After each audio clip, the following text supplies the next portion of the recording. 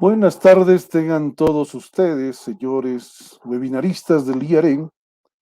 Hoy día tenemos un excelente webinar titulado Agricultura Familiar y Agroindustria Soyera, como sustento para la seguridad y soberanía alimentaria en Bolivia. En primer lugar, cumpliendo el mandato de las autoridades del decano de la facultad, el doctor Jacob Arteaga, del vicedecano, el ingeniero Ramiro Mendoza, de la ingeniera máster Teresa Ruiz Díaz, directora y coordinadora general del programa de posgrado, del ingeniero máster Isidro Calizaya, director AI del Instituto de Investigaciones Agropecuarias y de Recursos Naturales. En primer lugar, tenemos la participación de la ingeniera Raquel Tapia Quisbert, quien es docente de la Universidad Boliviana Aymara Tupac Katari. Es doctorante en el programa doctoral en Ciencias Agrarias con mención en Sistemas y Políticas Agroalimentarias de la Facultad de Agronomía de la Universidad Mayor de San Andrés. Es ingeniera agrónoma de profesión, tiene una maestría en educación descolonizadora, productiva, intracultural y comunitaria. Además, es especialista en ciencias y tecnología de semillas en la Universidad Federal de Pelotas, la República Federal de Brasil. Recibamos a la ingeniera Raquel Tapia. Bienvenida, ingeniera. Adelante, por favor. Muy buenas tardes, ingeniero José Antonio Cortés. Bueno, en esta oportunidad estamos presentando en forma de pregunta, ¿no es verdad? Entonces, nos estamos preguntando? Es si la agricultura familiar y la agroindustria soyera como un sustento para la seguridad y soberanía alimentaria para Bolivia. Es una pregunta que nos estamos haciendo y nos queremos contestar esa pregunta, pero para ello primero vamos a ver algunos conceptos. No sé si puede pasar a la siguiente página. Bueno, siguiente, por favor. Por la siguiente diapositiva, si me lo pudieran pasar, por favor.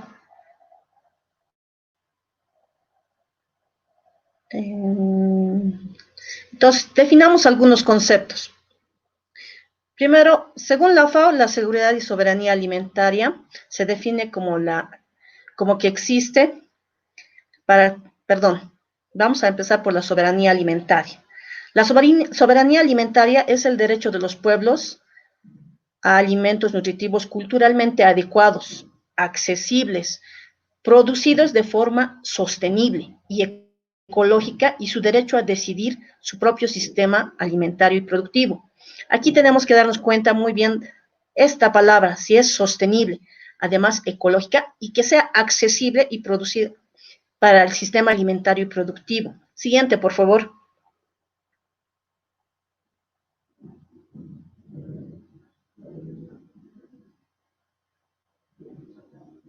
Siguiente diapositiva, por favor.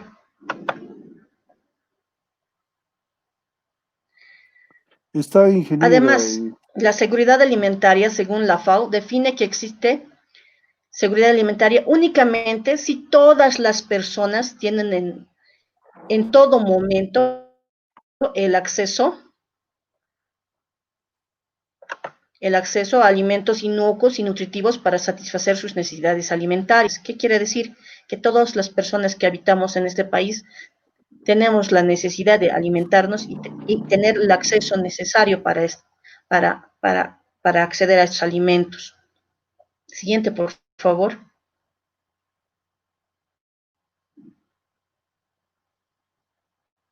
La siguiente diapositiva, por favor. Vamos a ver también que en Bolivia existen diferentes sistemas de producción agrícola, la agricultura familiar y la agricultura agroindustrial. En el caso de la agricultura familiar podemos mencionar que tenemos 872.000 unidades productivas en Bolivia, de las cuales el 92% son parte de la agricultura familiar. El 7% pertenece a los medianos productores y el 1% a los grandes productores. Entonces, también la CIOEC menciona que de las ambas agriculturas que tenemos en Bolivia, de estos sistemas de producción, el 96% del consumo de la canasta familiar es sustentada por la agricultura familiar. Siguiente, por favor.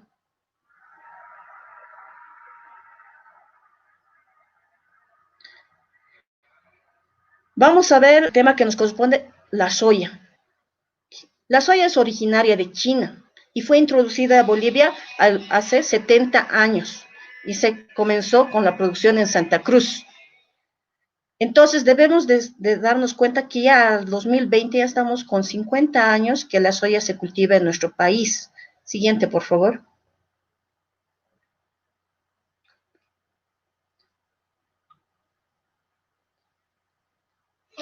Siguiente, por favor. Entonces, las zonas productoras de soya en nuestro país, según el 2012, vamos a ver que la soya se concentra más en el departamento de Santa Cruz, aunque hoy en día vamos a ver que está ya introduciéndose en Beni y Pando. En general, también se produce en Chuquisaca y Tarija, en pequeñas cantidades. Siguiente, por favor.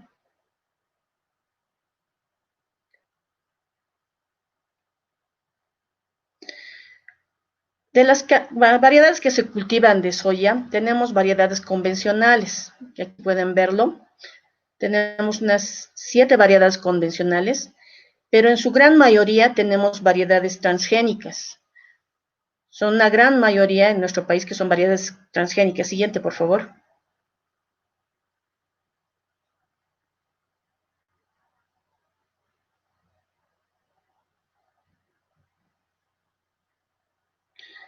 La producción de soya en el 2015 va después de la caña de azúcar, incluso está baja todavía después de la caña. Es el segundo producto en producción de soya en nuestro país, después de la caña de azúcar, la soya. Entonces se cultivaba más o menos 1.322.962 hectáreas. Siguiente, por favor. La ANAPOS reporta rendimientos alcanzados en la campaña 2018-2019, que fueron de 1.92 toneladas por hectárea, en un área sembrada de 1.028.000 hectáreas, produciéndose 1.28 millones de toneladas de soya. Por otra parte, la CAO indica que el mercado interno solo consume de todo esto que está produciendo, solo se consume el 30% de producción en nuestro país, como podemos ver. Entonces, el 70% no se consume en nuestro país, se exporta. Siguiente, por favor.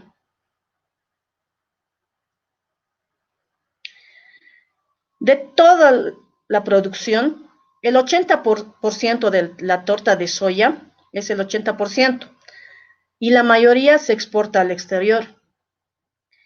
El 20% se industrializa en forma de aceite. Solo una quinta parte de este 20% se queda como consumo interno. Siguiente, por favor.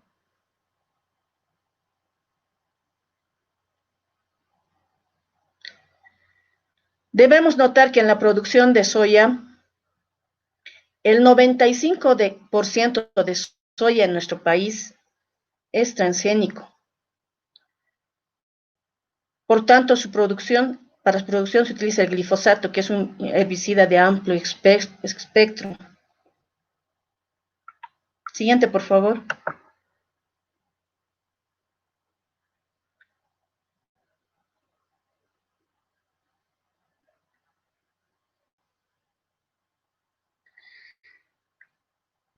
Este herbicida, debemos notar que al ser de un herbicida de amplio espectro y ser además sistémico,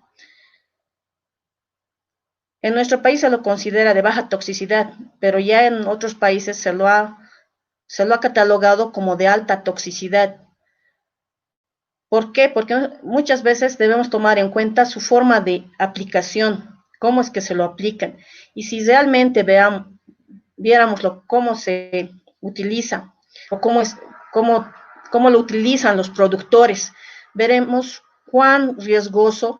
es su, cuán riesgoso es su utilización en los campos. En Japón se reportó que los síntomas del envenenamiento es agudo. Pueden incluir dolores intestinales, pérdida masiva de líquidos gastrointestinales, vómitos, exceso de fluidos en los pulmones, congestión, disfunción pulmonar, neumonía, pérdida de conciencia y destrucción de glóbulos rojos. Entonces, su ingestión nos hace bastante daño. Al ser sistémico, además que los productores de soya en general no utilizan las normas en nuestro país, por lo general no utilizan normas para aplicar de este tipo de químicos. Por lo tanto, se están exponiendo a sufrir las consecuencias del uso del glifosato. Muchas de esas consecuencias no están registradas, no se tiene así.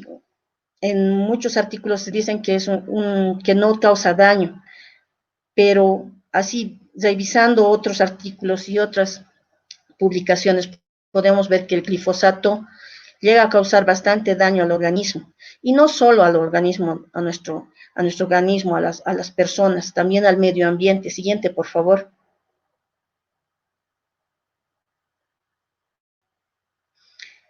En el caso de las consecuencias en la naturaleza, podemos ver que el glifosato provoca la contaminación de los suelos, la contaminación del agua y afecta a otros seres vivos. ¿De qué manera a los suelos? Generalmente al ser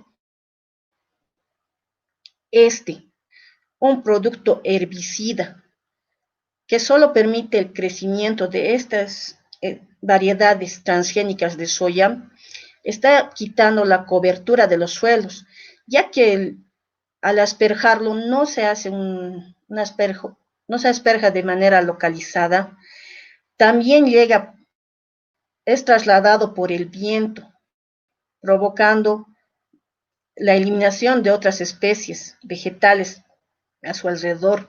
También la contaminación del agua, se reporta contaminación del agua. También afecta a otros seres vivos, no solo insectos que son biocontrolados.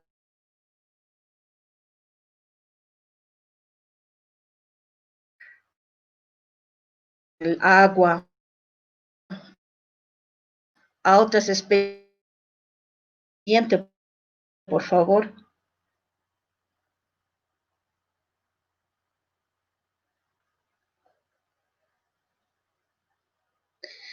En nuestro país vemos que las políticas que benefician al sector soyero son bastantes. Podemos ver que en el sector cruceño en especial tenemos que las carreteras que están bien construidas. Entonces el sector soyero se beneficia de políticas bastante buenas para su producción. Tienen preferencias en las arancelarias, también privilegios impositivos, ya que los exportadores o los grandes exportadores no pagan estas impuestos por las exportaciones. Entonces, también podemos ver que en el sector cruceño es por eso que se ve ¿cómo les diría?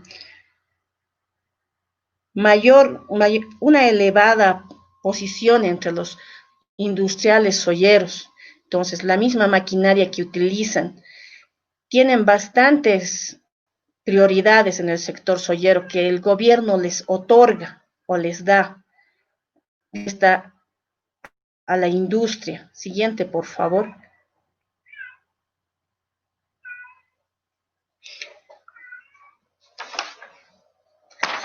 Podemos notar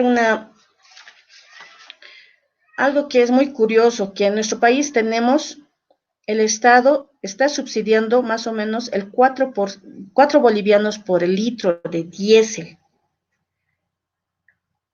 Debemos notar que para la producción de soya, en especial los agroindustriales, utilizan el diésel en mayor cantidad.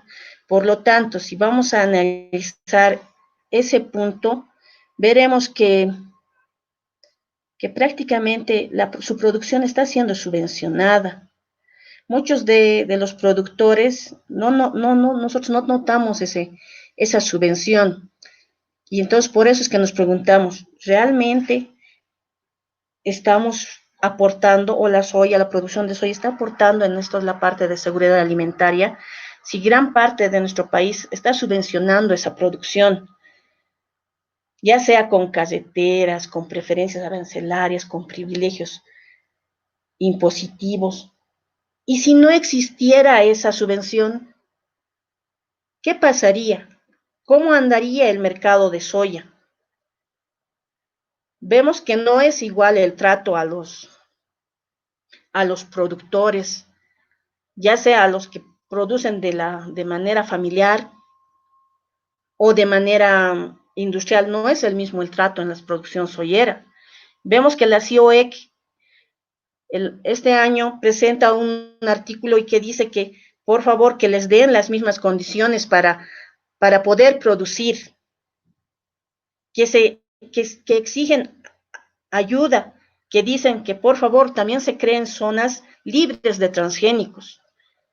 ¿Por qué? Porque están viendo esta necesidad.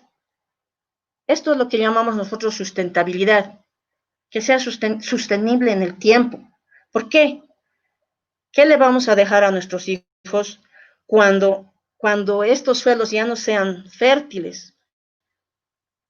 Porque estamos degradando muchos de nuestros suelos y si bien se tiene un buen precio de la soya, ellos están ganando, a raíz de que están recibiendo estas subvenciones, se gana bastante bien, los industriales en especial, pero ¿a qué costa? A costa de que también el Estado está subvencionando gran parte de esta producción.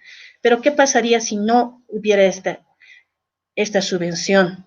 Entonces nos encontraríamos con otro panorama, yo pienso. Entonces, por eso es que nos estamos haciendo la pregunta en base a estos conceptos para ver si en realidad existe esto que nosotros estamos planteando, si nos aporta a la seguridad alimentaria y a la seguridad alimentaria en Bolivia. Vamos a continuar.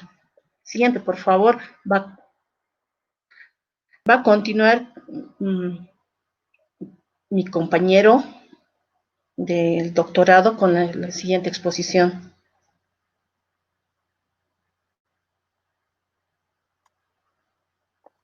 Bueno, muchas gracias, ingeniera Raquel Tapia Quisbert. En primer lugar, presentarles al ingeniero Marco Antonio Patiño Fernández, que es docente investigador del Instituto de Investigaciones Agropecuarias y de Recursos Naturales de la Facultad de Agronomía de la UNSA. A su vez es director de la Estación Experimental de Patacamaya. Es agrónomo de profesión, con maestría en Ciencias Sociales para el Desarrollo, con mención en Identidades Culturales y Medio Ambiente. Tiene diferentes diplomados en temas referidos a tierra, culturas y territorio. Además, es doctorante en Ciencias Agrarias, con mención en Sistemas Políticos Agroalimentarios de la Facultad de Agronomía de la UNS. Adelante, ingeniero. Bien, muy buenas tardes a todos y todas.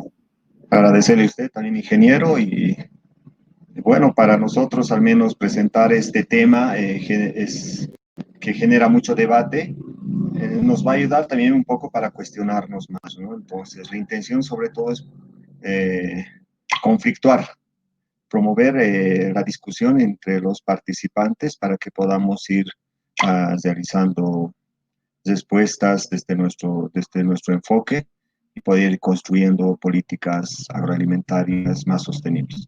Entonces, podemos empezar con las presentaciones, por favor.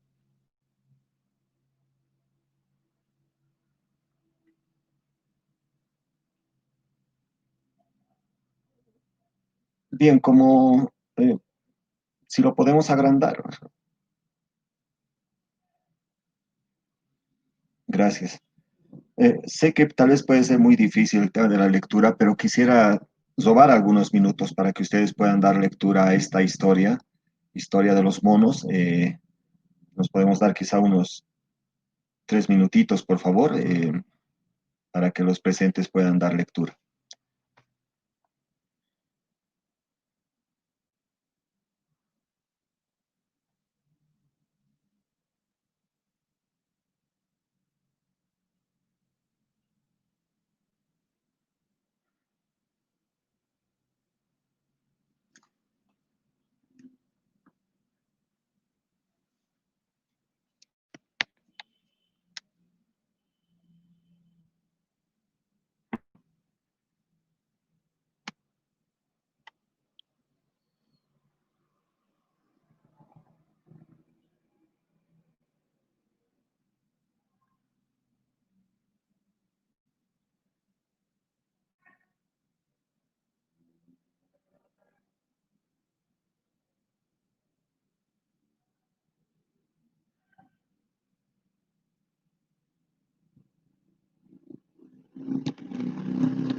Sí, ingeniero Cortés, podamos hacerlo pantalla completa, por favor.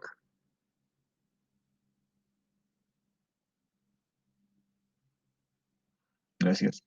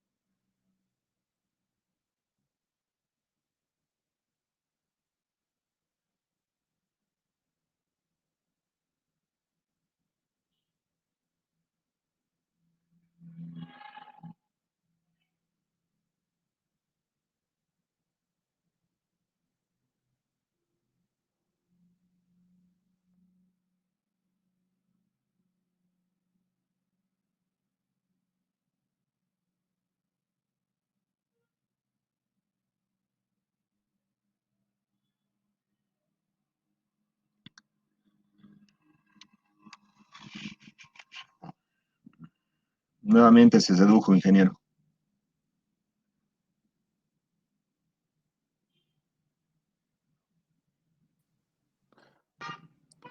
Permítame, ingeniero, un poco cooperar en esta situación. Si usted me autoriza, vamos a trabajar esta parte.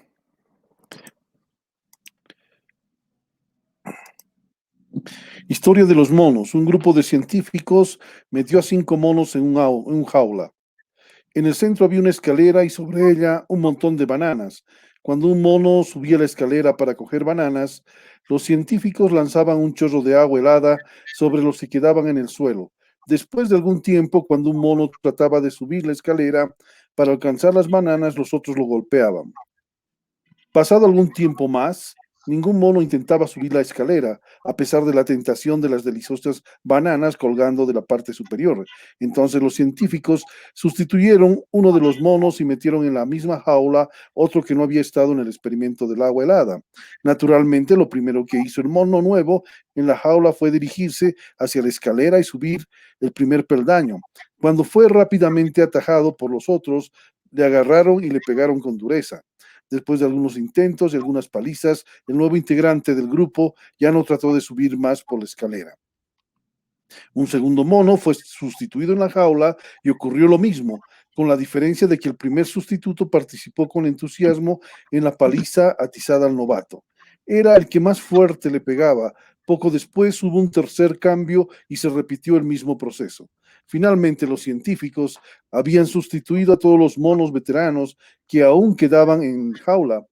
De este modo quedaron un grupo de 5 simios que, aunque nunca recibieron un baño de agua helada, continuaban golpeando a aquel que intentase llegar a las bananas que seguían sabrosas ahí mismo.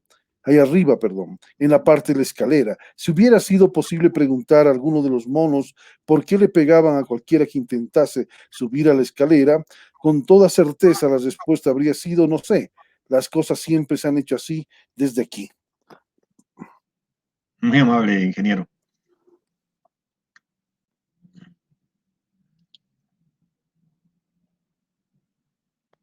La siguiente, por favor. Entonces a nosotros nos tiene que llamar la atención la siguiente pregunta, ¿no? Esto sin duda es familiar, esta historia. Y una parte de la humanidad acepta las reglas sin preguntarse nada. Así nomás se acepta. Es oprimida sin que haya otro argumento que la aceptación de la opresión y trata de que todos las demás personas aceptemos por sí mismo a un miedo ciego, ¿no? Su misma hambre y su poco interés para la vida. Entonces, quizás es bueno preguntarse, ¿por qué estamos haciendo las cosas de una manera si a lo mejor podemos hacerla de otra forma? Es en base a esta historia en donde yo voy a concentrar la atención. Al hablar de seguridad alimentaria, como mencionaba nuestra colega anteriormente, esta sobre todo radica en que, primero, o producimos alimento o tenemos dinero para comprar. La soberanía alimentaria hace referencia sobre todo al poder de decisión del soberano para ver qué tipo de sistema productivo se va a implementar en una determinada nación, qué tipo de alimento queremos consumir y entre otras, ¿no? El destino, pero sin embargo, de una nación, ya sea la nuestra u otra, depende de otras del exterior, ¿ya? Vivimos en sistemas semipermeables, es decir, donde existe la influencia. Somos, por tanto, interdependientes las naciones. Aunque esta interdependencia para nada signifique y sea sobre todo simétrica. ¿Mm? Eso es vital. Por tanto, el subdesarrollo al cual a nosotros nos han condenado dentro de todos los países del sur, podemos decir, posterior a la Segunda Guerra Mundial, depende no necesariamente y no simplemente de los factores internos. También nosotros estamos sumidos en este, entre comillas, subdesarrollo, producto de la influencia externa, ¿no? Las leyes nacionales piden a gritos cláusulas extraterritoriales, ¿no? Que no solo ofrezcan derechos, sino también obligaciones. Estos son los aspectos que los vamos a tratar en las siguientes diapositivas. Por favor, ingeniero. Así que debemos de considerar nosotros para brindar seguridad alimentaria y lograr la soberanía alimentaria de un pueblo algunos aspectos vitales, ¿no? El sustento de la agricultura depende de las facilidades de acceso a los recursos de producción y entre ellos está la tierra, el agua, la biodiversidad, el grupo social, el campesinado, los pueblos indígenas, originarios, interculturales, los tipos de sistema de producción que se implementan en una nación, particularmente aquí en Bolivia, y las políticas agrarias que se han venido construyendo a lo largo del proceso histórico de la nación. También a estas se tienen que sumar las políticas de comercio nacional y de comercio internacional que rigen en cada lugar y en cada momento. Al hablar, la siguiente, por favor. Al hablar solo de la tierra, eh, estos datos tienen como fuente el censo agropecuario del año 2003, obviamente modificado, y tal como lo mencionaba la compañera Zaquel, ¿no? Si nosotros en la primera columna, hacemos unos rangos menores a 50 hectáreas, otros de 50 a 500 hectáreas y otras mayores a 500 hectáreas, y vemos las unidades productivas, en cantidad, por ejemplo, nos representan que aquellas que tienen menores de 50 hectáreas son cerca de 787.720, que se presentan a un porcentaje de 91.4% de todas las unidades productivas. Aquellas familias que tienen entre 50 y 500 hectáreas son 62.610 y representan en porcentaje el 7%. Y aquellas familias que tienen más de 500 hectáreas representan a 11.278 unidades productivas que representan a 1.31.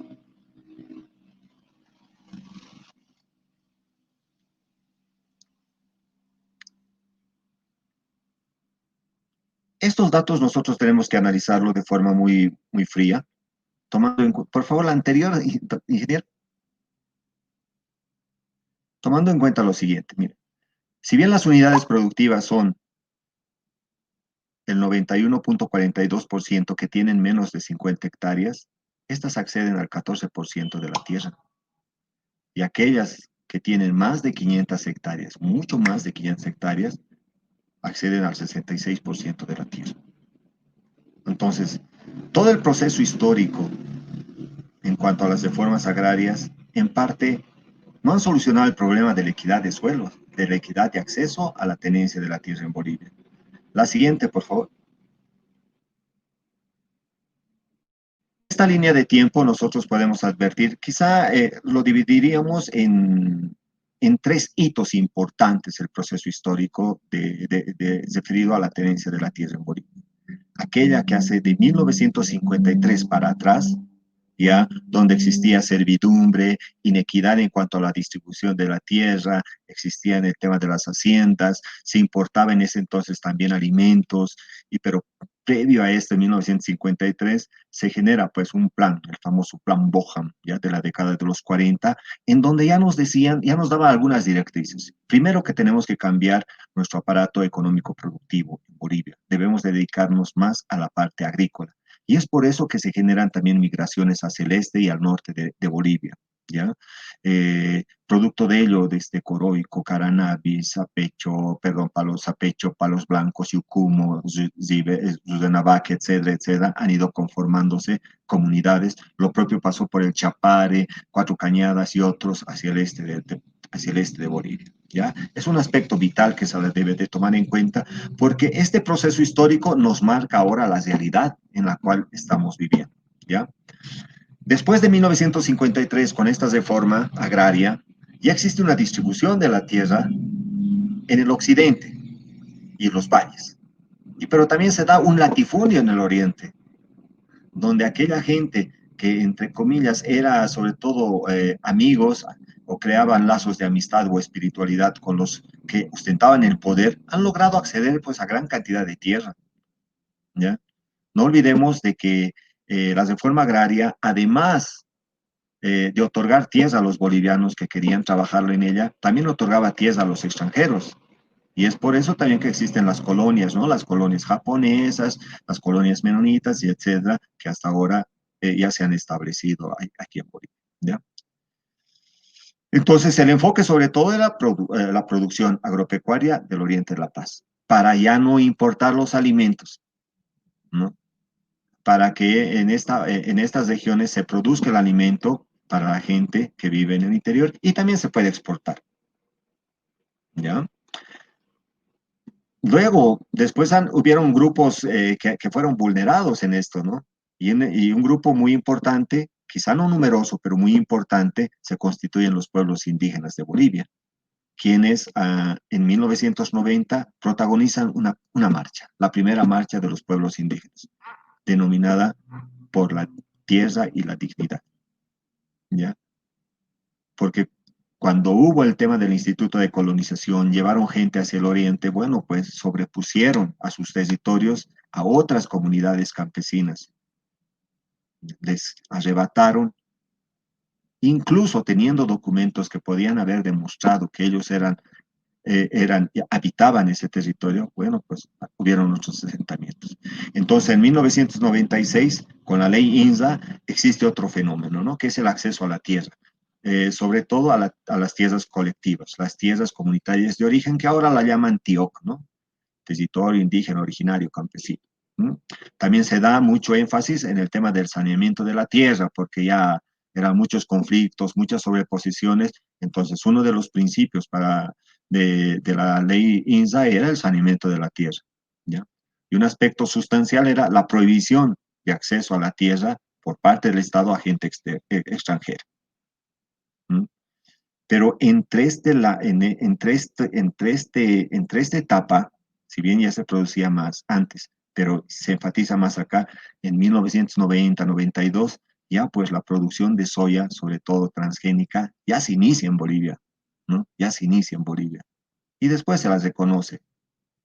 como ahora lo quieren hacer con el maíz, ¿no? Y otros transgénicos que ya se han introducido en el Chaco boliviano.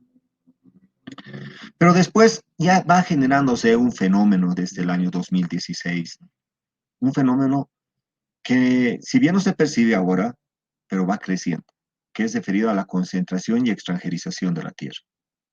¿Ya? La producción de la soya y la crianza del ganado se están intensificando. Y para eso, sean las deforestaciones, sean los incendios no controlados, bueno, van a proponerse va a ser un escenario tan ideal para que se pueda introducir los biocombustibles, se pueda introducir la mayor cantidad de soya, o bien también dedicarlo para la crianza de ganado. Porque particularmente yo pienso lo siguiente. Hubo ya el año pasado la quema en la Chiquitania. Y los del gobierno mencionaban de que iban a trasplantar, iban a X cantidad de arbolitos, etc. La naturaleza es sabia. Antes de 1996 nosotros teníamos una ley forestal en donde por cada árbol tumbado, 3 debían ser repuestos. Pero no, eso no ha sido efectivo. No ha sido efectivo. Por eso, desde 1996, con la nueva ley forestal, ahí ya no existe esa compensación a la naturaleza. Más bien, se apoya para que exista una regeneración natural de esta. ¿Ya? Una degeneración natural, es decir, evitar de que se puedan cortar los árboles semilleros, aquellos que sirven como árboles de protección, donde son nidos o sirven de sustento para los animales. Entonces, esta línea de tiempo que les presento, sobre todo debemos de cuestionarnos y para decir cuál es el modelo ideal y dónde nosotros estamos yendo respecto a nuestro sistema de producción. ¿La agricultura familiar es ventajosa o la agroindustria es ventajosa para la alimentación directa por parte de los bolivianos? La siguiente, por favor. Al hablar del agua, sabemos muy bien que el 2.5% es agua dulce en el mundo. Y de este solo un tercio es aprovechado por los seres vivos, porque el resto está en los glaciares y otros, ¿no? Pero un aspecto vital que nosotros debemos desde conocer sobre la incidencia del agua es que con la revolución verde, que ha sido generada también post Segunda Guerra Mundial, donde existía ya una alta tecnología, sobre todo de los químicos, todo eso, bueno, pues se les ha ocurrido hacer un lindo paquete tecnológico donde se incluyan semillas, donde se incluyan otros insumos para que puedan ser comercializados a los productores, ¿no? Aumentan las demandas en el campo en aras de una economía de mercado alimentario. Ojo que estamos hablando de una economía de mercado, ¿no? Quiere aumentar la producción agroganadera, entre otros medios, mediante el incremento de la superficie de regadío. Entonces, se incita mucho al tema del uso del agua. En muchos casos, sobre todo en el cono sur, existen evidencias muy claras, ¿no? De cómo se está utilizando aguas incluso de subterráneas. Por ejemplo, el Valle de Ica, por ejemplo, en Perú, ¿no? En donde existen documentos que mencionan de que antes de la década del 70 eran productores de algodón, después, bueno, ya introdujeron otras especies, ahora Perú es uno de los principales exportadores de hortalizas precisamente por esto. Pero ¿cuál es el costo ambiental que ellos pagan? En nuestro caso, en la década de los años 2000, bueno, hubo un gran conflicto, ¿no? La guerra del agua, ¿no? Porque el gobierno de turno pretendía privatizar. Y eso es un aspecto totalmente neoliberal, ¿no? La privatización de un recurso. Esto se suspendió precisamente por la emergencia de sectores sociales que reclamaron y se convierte ahora en nuestra Constitución como un derecho constituido para que podamos utilizarlo para nuestro bienestar, ¿no? Pero nosotros como bolivianos, al menos acá en La Paz, no hemos aprendido que teníamos una escasez de agua hace no más de 5 años atrás, en donde sí nos han limitado, pero una vez que ya se restableció este suministro, bueno, seguimos lavando autos, lavando aceras, y olvidándonos de que no se deberían lavar aceras, se debían limpiar las aceras, ¿no? Y lavar los autos, bueno, podemos utilizar aguas recicladas. ¿Qué está pasando en el área agrícola, ¿no? Entonces, sobre todo en el altiplano, bueno, se está haciendo perforaciones de pozos. ¿Para qué? Para generar, pues, agricultura, pero esta agricultura está orientada sobre todo a la sustentabilidad y también al comercio interno. ¿No? Pero bueno, estos reservorios de agua tarde o temprano se van a acabar, son finitos. La siguiente, por favor.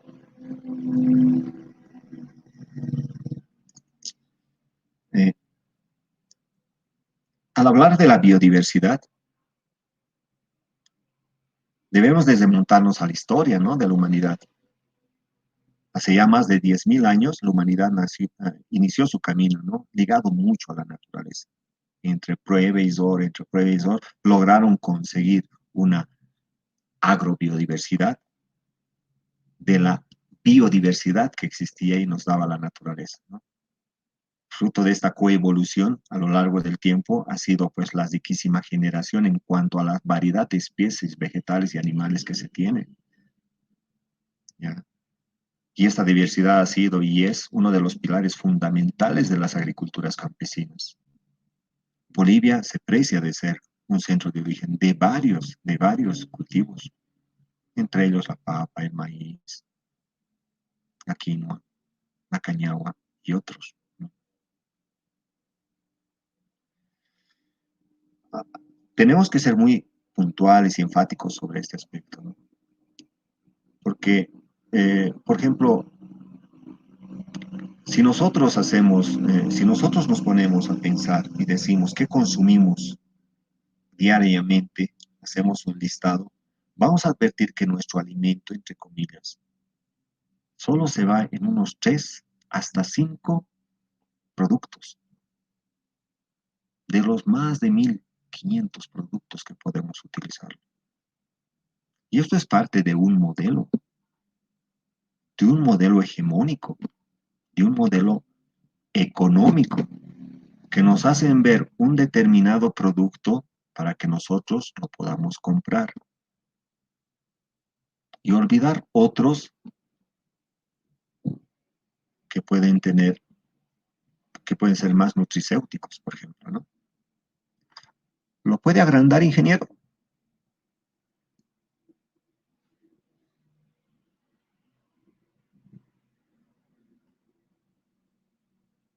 Muchas gracias. Entonces, esto ha sido un pilar para las agriculturas campesinas, sobre todo las agriculturas andinas, ¿no? Que pese a ese ambiente que para muchos no es propicio, ellos han logrado, pues, criar y recriar las variedades existentes en cuanto a tubérculos y granos andinos que se tiene, por ejemplo. Entonces, si nosotros analizamos bajo un sentido bien reduccionista del problema del hambre, nos ha llevado a este estado, en que se producen alimentos suficientes para alimentar a toda la humanidad, pero no se disminuye el hambre. No se disminuye el hambre. ¿Y por qué? Porque para que tú puedas disminuir el hambre, tienes que tener dinero para comprar algunos productos, ¿no? Algunos productos. La siguiente, por favor.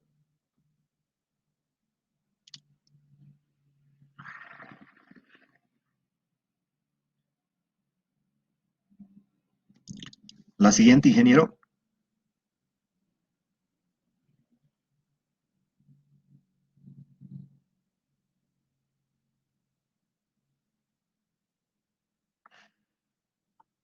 Muchas gracias. A ver, al inicio de esta exposición se mencionaba, ¿no?, de que el subdesarrollo, la insignia que nos pusieron como subdesarrollo, no depende solo de factores intrínsecos, ¿no?, sino también de un contexto externo. Y esto también tiene que ver en parte sobre los tratados regionales, ¿no? La PAC en Europa, NAFTA en Norteamérica, el ALCA, etcétera, ¿no? Y solo para resumir en estos puntos por el tiempo. Los países demandantes de productos, generalmente son los del norte, Europa, Estados Unidos, Canadá y otros, protegen y blindan al sistema productivo de su nación. Les ponen blindajes para que nosotros, si queremos ingresar con nuestros productos, debamos de cumplir un sinfín de normas que me parecen aceptables si los vemos desde Europa o desde Estados Unidos. Pero a nosotros, como países, entre comillas, subdesarrollados, nos cuesta harto cumplir esas normas. Nos cuesta harto. Pero también si lo vemos desde el otro enfoque, en parte puede ser interesante y mejor, ¿no?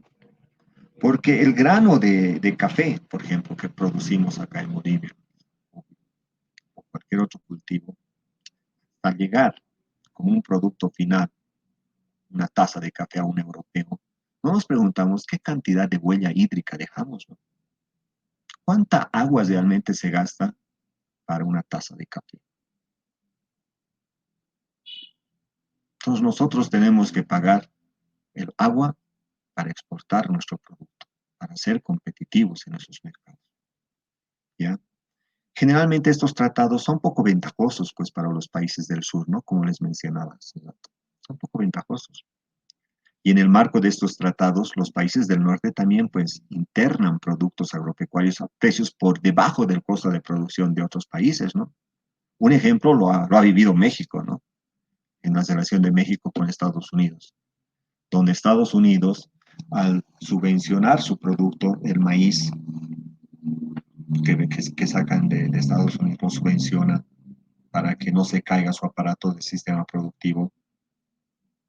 Bueno, pues lo vende a México, ¿no? Y a un precio que no cubre el costo de producción real puesto en México. ¿Y eso qué va a originar? Va a generar eh, la concentración de las tierras, es decir, la gente mexicana va a abandonar estas, se va a dedicar a otras actividades y por ende las tierras pueden ser comercializadas, ¿no? Entras rápido al mercado y se las vende y alguien se lo va a comprar. Por ende va a generar las migraciones, ¿no? A otras regiones. Y es por eso también las migraciones fuertes que se dan de México a Estados Unidos. Entonces los tratados también, si bien tienen ventajas, pero también cierran muchas oportunidades de un desarrollo interno que podamos tener. No podemos competir, imagínense ustedes, ahora no podemos competir con la papa que se trae del Perú. Y es por eso que la gente se tiene que dedicar a otra cosa y no a producir papa. Mientras, digamos, ahí en el sector de aroma, la papa tiene un costo de producción de 25 bolivianos la roba, ahí en el alto lo venden hasta 10, 12 pesos la roba, la papa peruana. ¿Cómo podemos competir con eso? ¿Mm? Son políticas que se tienen que mejorar, son políticas agroalimentarias que deben mejorarse. Pero así como decíamos en un inicio, ¿no? El subdesarrollo no solo depende de nosotros, depende de los otros actores también. Hace un par de meses atrás se dijo de que ya se iba a controlar más el ingreso de papa en Perú. Minutos después de la declaración del gobierno, Perú dijo, hagan eso y nosotros cortamos la compra de soya. Y como los soyeros en Bolivia son pues los muchachos buenos, eso rápido se cortó, ¿no? Y volvimos a lo mismo. Gente en el área rural, en el altiplano y en los valles, trabajando de sol a sol para producir una roba de papa que puede costar en promedio 25 bolivianos, otros que traen, ya sean importan legal o ilegalmente la papa, que puede costar hasta 12 pesos, y así, ¿a quién conviene el negocio? La siguiente, por favor.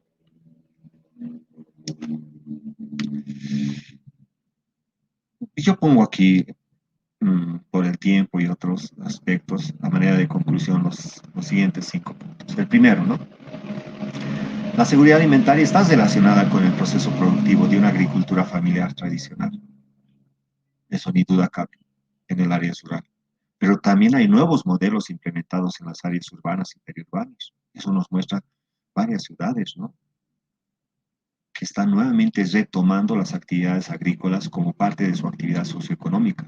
Lo hacen en el Alto, lo hacen en Sucre, lo hacen en Santa Cruz, lo están promoviendo en Cochabamba y en otros lugares.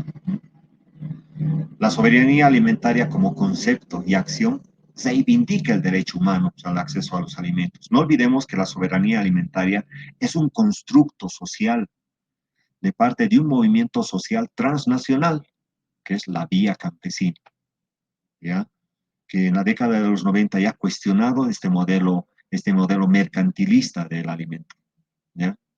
Por tanto, entonces, bajo ese postulado, el alimento no debe considerarse como una mercancía, que tiene acceso a aquel que tiene plata. Por tanto, es una posición contestataria al neoliberalismo. La concentración y extranjerización de la tierra para la producción de soya es una evidencia muy marcada en Brasil, en Argentina, en Paraguay y en Uruguay. De manera lenta pero precisa se viene desarrollando en el departamento de Santa Cruz, en Bolivia. Decimos la concentración y extranjerización, que no necesariamente implica de que los extranjeros estén comprando tierra. Existen otros mecanismos, ¿no? El alquiler, el arriendo. ¿Por qué querer comprar tierra? Una tierra que, entre comillas, comparada a otras, es improductiva. Raquel decía que 1.9 toneladas por hectárea nos da el rendimiento de la soya, y en los otros países nos da 2.3, 2.5, 3, y sin subvención del diésel, ¿no? Se desestructura los sistemas de producción tradicional con el tema de la incorporación de transgénicos, sin duda que sí, y también con los tratados, ¿no? Al no ser competitivos con los sistemas de producción que utilizan transgénicos. Mismo que en el caso de Bolivia son pues subvencionados, lo que hablamos, ¿no? Son subvencionados. Si podemos colocar a la talla a nuestros agroindustriales bolivianos comparados a los argentinos o paraguayos, no, nos va a ir como a la selección, colegas. Nos va a ir como a la selección. Mucha intención, pero pocos éxitos. ¿Ya? Se indica que el sistema productivo en base a los transgénicos promueve ingresos a Bolivia. Nadie lo duda. Pero ¿quién agarra esos ingresos? Si este sistema agroindustrial es muy dependiente de nosotros, del Estado, subvencionamos diésel, damos créditos, perdonazos fiscales, no pagan un tributo adecuado por la tierra, tampoco por el producto. O sea, nosotros lo hacemos como los países del norte, subvencionamos nuestra agricultura. Solo lo único de eso podemos rescatar de que les igualamos. Subvencionamos, pero ¿para quién? Para venderlos a los del norte. Entonces, estos aspectos a nosotros nos deben de motivar para que podamos seguir discutiendo sobre esta temática, ¿no? Y así como la historia de los monos, no hacer por hacer las cosas, sino saber el por qué se está actuando de esta forma. Yo con esto quiero cerrar, ingeniero Cortés, la presentación.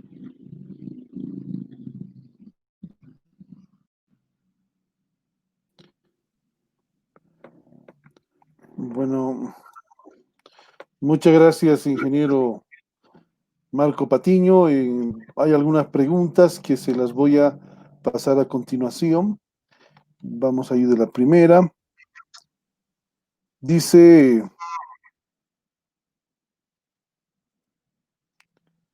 la siguiente: ¿cuánto porcentaje de proteína cruda aporta la soya entera o harina para alimento balanceado? Lo hace Braham Edis.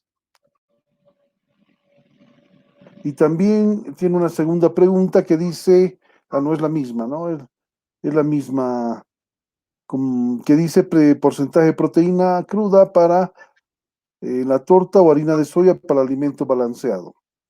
Y por último, la misma persona plantea cuál es el aporte al PIB por la exportación de soya.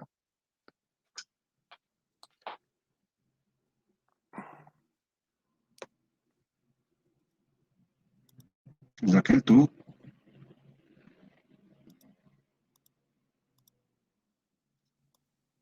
¿Me escuchan? ¿Perdón, me escuchan? Sí, ¿Me están escuchando? sí. En general, el porcentaje en proteína de la harina de soya es el 50%, más o menos, en proteína. respondiendo a esa pregunta.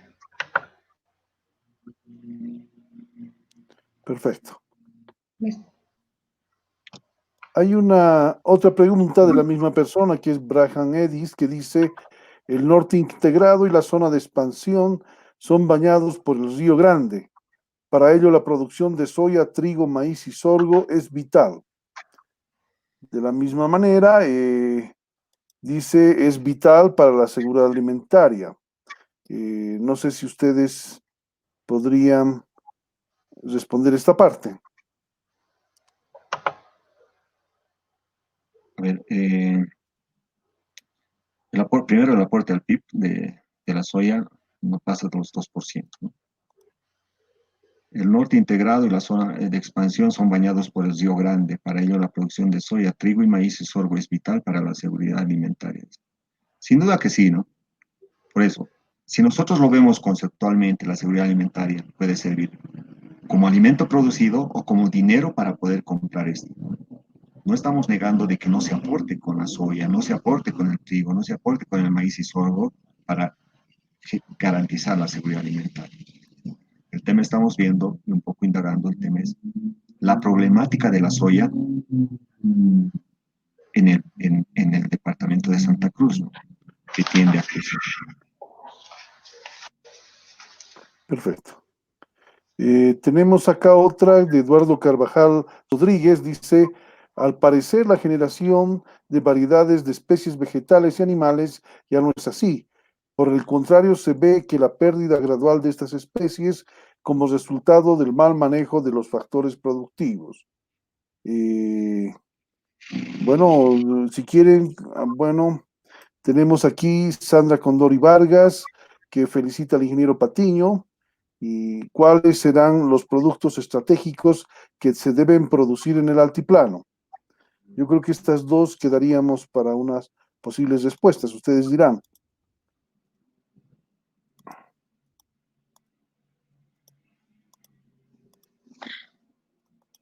Ya, podemos empezar por la segunda, digamos, ¿no? ¿Cuáles serían los productos estratégicos que debe producir el altiplano? A ver, primero que debíamos de preguntarnos qué productos nos brindan los nutrientes necesarios para que podamos vivir. Hay productos estratégicos que nosotros no los podemos abandonar, más bien los tenemos que reconsiderar para fortalecerlo más. Los tubérculos andinos, ¿ya? Los tubérculos andinos son vitales. La experiencia de Ecuador, la experiencia de Perú nos tienen que dar pautas para que nosotros podamos revalorizar las variedades nativas, ¿no? Y esto con una implicancia sobre todo de generación de valor agregado también como tal, ¿no? Ya se pueden ver papas, eh, o sin papas con valor agregado como las papas fritas, que ya se venden en los mercados. Si bien son nichos de mercado muy específicos, pero se los venden. El otro aspecto, el otro cultivo es pues la quinoa, ¿no? La quinoa. Pero miren, y esto depende mucho también de una estrategia socioterritorial que se tendría que armar, ¿no?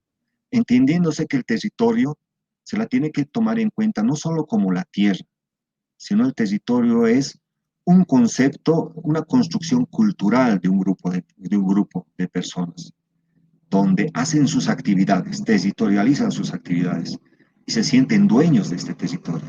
Disculpen que les haga el ejemplo, pero cuando nosotros tenemos en adopción un perrito y lo llevamos a casa, lo primero que él va a hacer es marcar su territorio y va a atajar de que otros perros u otros seres vivos tiendan a agarrarlo. ¿A qué me voy con Perfecto. esto? El otro aspecto, perdón, es la quinoa, como decimos, ¿no? La quinoa es vital. La quinoa es vital. Nosotros tenemos quinoa dulce, ¿no? Quinoa dulce en un cinturón tan interesante que es de La Paz. Nos falta fortalecer esto y de valorizar. Pero el productor, entre comillas, va a producir lo que el consumidor quiere. Si nosotros queremos malos productos, el productor lo va a hacer. Pero si nosotros queremos productos de calidad, van a ver de que va a haber también esos productos de calidad ofertados por los productores. Perfecto.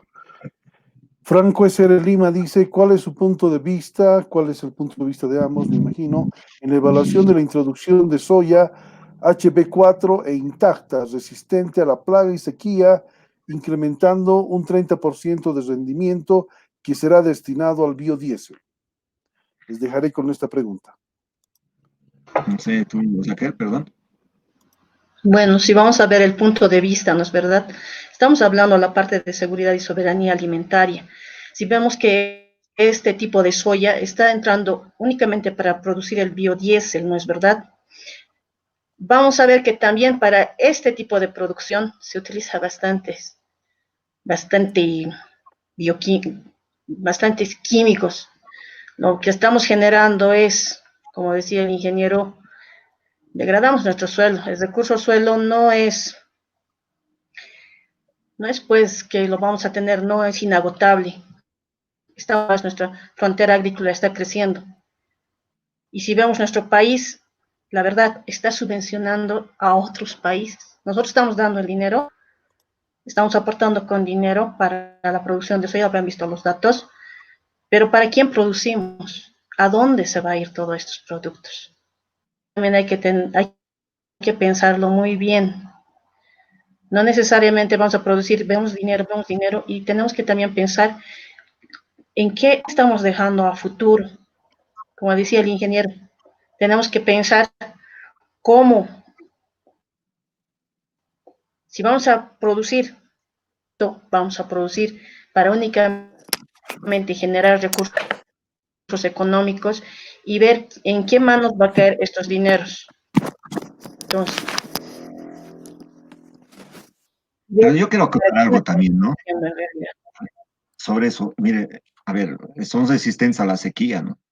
Genial, la Amazonía y la parte tropical no se queja mucho de la sequía, ¿no? Pero sí el sector chaqueño, el sector chiquitano, ¿no? Donde han habido las quemazones más fuertes desde el pasado año, ¿no? Hasta este año dicen que ya es casi 2 millones de hectáreas, ¿no? Entonces, como les decía también, el tema de la degeneración natural, sobre todo de este bosque seco chiquitano, va a tardar un par de decenas de años para ser optimistas, ¿no? Pero mientras tanto, no lo vamos a ver, entre comillas, pelado nuestro suelo. Ahí lo van a meter nomás pues la soya. ¿M? Entonces, seamos honestos y seamos muy claros de que se va a colocar ahí la soya.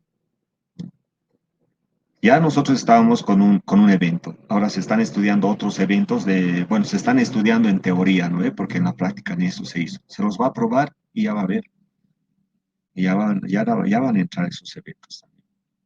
Lo mismo está pasando con el maíz, ¿no? En el Chaco boliviano, donde existen, por ejemplo, comunidades que se llaman comunidades, eh, comunidades, eh, comunidades agrícolas, ¿no? Donde se está colocando el maíz transgénico como pruebas. ¿Ya? Entonces, la tendencia nuestra, sobre todo también por este modelo económico y de nuestro país, bueno, se está tendiendo a eso, ¿no? Es más fácil tener en funcionamiento nuestra movilidad con diésel o biocombustible que tener bien alimentado a nuestro pueblo, ¿no? Entonces, tenemos que hacer esa comparación, ¿no? No pueden ser esas tierras destinadas para otro fin que no sea el biocombustible. Es más fácil alimentar a nuestra movilidad que alimentar a una persona en Bolivia. Gracias. Perfecto. Eduardo Carvajal Rodríguez dice, es verdad, la seguridad alimentaria está relacionada con el proceso productivo de la agricultura familiar. Sin embargo, la migración de la población económicamente activa, PEA, especialmente de los jóvenes en las ciudades, está dando lugar a la presencia de personas adultas en el campo. De ahí que la sostenibilidad de la seguridad alimentaria es insegura. Bueno, tenemos otra perdón, que dice Shekinat Quispe, dice, buenas tardes, ¿cuánto tiempo, según su criterio, la Tierra deje de producir la soya transgénica en volúmenes tan altos? Y por último tenemos ingeniero Daniel Severo Choque, el que dice, ¿cuál sería la política para el desarrollo agropecuario del altiplano de Bolivia? Cualquiera. Vamos a que Vamos a ir por la la política para el desarrollo agropecuario del altiplano de Bolivia. Hemos visto que en muchas partes viendo el ejemplo de Perú sin ir más lejos, vamos a ver por muchas de sus áreas cuando viajamos al Perú, áreas que hace años veíamos desérticas, en las cuales que hoy en día vemos verde, todo produciendo olivos, produciendo de todo, gracias a sistemas de riego que se han ido implementando. En el altiplano, producción en base a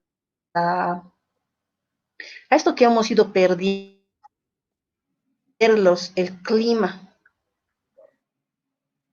En antaño, por ejemplo, hoy producimos por producir, como en un comentario estaba ahí, que la gente joven está migrando a la ciudad, únicamente está quedando gente mayor en el campo. Y Ingeniero, creo que existe algún problema con la comunicación de la ingeniera Raquel. Voy a Sería, aprovechar entonces para por responder. favor, Bien, en la primera pregunta era, ¿no? El tema de la migración, campo, ciudad, el tema de que la gente adulta se quede allá, no existan perspectivas también. Los jóvenes tienen la tendencia, nosotros mismos también somos migrantes, ¿no? Somos migrantes. Eh, pero ¿por qué? ¿Por qué existe esta migración, no? Primero, yo creo que no existen condiciones sociales, ¿no? Si podemos brindar casi similares condiciones que tiene la ciudad en áreas rurales, ¿cuál sería el medio para venirse acá a la ciudad? Más que para divertirse un rato por ahí. El tema son parte de las políticas sociales, parte de las políticas económicas. No fomentamos nosotros para que los jóvenes se queden en estas áreas, ¿no? Eso es vital. Debemos de conocer y debemos de actuar sobre esto. Pero también ahí tiene que existir pues el ingenio de realizar una agricultura que garantice la seguridad alimentaria con menor cantidad de mano de obra, por ejemplo, ¿no? El tema de los ambientes atemperados, el tema del riego, como dicen, riego inteligente. Bueno, ya tenemos que manejar nosotros esas acciones que ya en Europa ya se los realiza hace más de 30, 40 años atrás, ¿no? Entonces yo veo ese horizonte más interesante, ¿no? Más interesante. No debemos mirar tanto la extensión de la tierra, sino ver que en la cantidad de tierra que tenemos debemos de tener mayor productividad. El otro punto hacía referencia sobre, bueno, Shekinah, hacía referencia, ¿cuánto más puede producir? ¿Cuántos años más puede producirse soya en altos volúmenes? Pero mire, 2 toneladas por hectárea no es un alto volumen. Más bien, para mantener estas dos toneladas un poquitito menos, estamos introduciendo mayor cantidad, estamos gastando más, ¿no? Se está importando más agroquímicos, se está dando con mayor frecuencia. Es por eso que también los agroindustriales dicen, bueno, ya estamos metiéndole 15, 20 veces más al cultivo, 20 veces más los agroquímicos. Ahora queremos que hayan otros eventos transgénicos para reducir esta inversión. Con justa razón, ¿no? Con justa razón. Pero ese es el aspecto. Productivo, comparado a otros países, no somos nada productivos. No somos nada productivos. Después se me fue la otra pregunta, mil disculpas. bien, muchas gracias. En primer lugar, quiero agradecerles a ustedes, ingeniero Marco Antonio Patiño Fernández, ingeniera Raquel Tapia. Han sido muy buenas sus apreciaciones, una entrada cualitativa a este problema tan álgido que tiene nuestro país. Yo les agradezco. Y sus últimas palabras, por favor.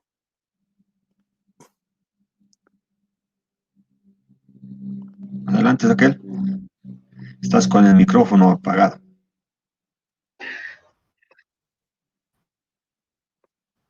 sí, perdón. Universidad Mayor de San Andrés, la Facultad de Agronomía. Agradecer por eso y para demostrar algunas ideas e inquietudes que tenemos. Nada más, gracias. Bueno, igual por mi parte, ¿no? Quiero agradecer este espacio, a la invitación también que nos hizo el ingeniero Cortés, a través del Instituto de Investigaciones Agropecuarias y de Recursos Naturales de la Universidad Mayor de San Andrés, por tener estos espacios, ¿no? Que sin duda también nos ayudan a nosotros como estudiantes a poder intercambiar opiniones con los participantes, ¿no? Y sobre todo motivarnos, ¿no? Para que podamos seguir haciendo agro desde donde estemos, ¿no? Desde las políticas públicas, desde nuestros huertos urbanos o periurbanos, desde el Chaco que existe ahí en la Amazonia, desde, no sé, desde una terraza altoandina en Charazani, tenemos que nosotros profundizar y seguir haciendo las actividades, ¿no? Lamentablemente nos han puesto a nosotros en nuestra cabeza términos como pobres, subdesarrollados, y no los hemos creído. No los hemos creído y es parte de nuestra cultura, ¿no? Nosotros los pobrecitos, ¿no?